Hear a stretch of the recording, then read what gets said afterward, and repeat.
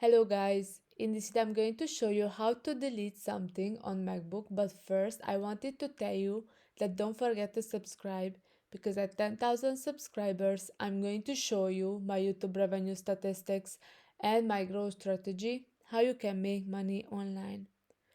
So I'm sure that you have noticed that there is no delete key or button on your keyboard if you are using a MacBook.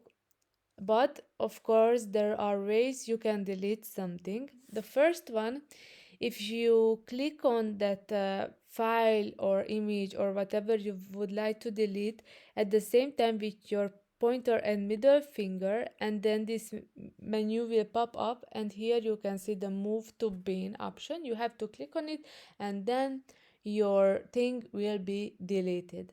And the other option is if you click on the same time with the command key or button and the space button at the same time, and then your file or photo or whatever will be deleted. I hope this video was helpful for you. If it was, please consider subscribing and see you in the next one. Bye bye.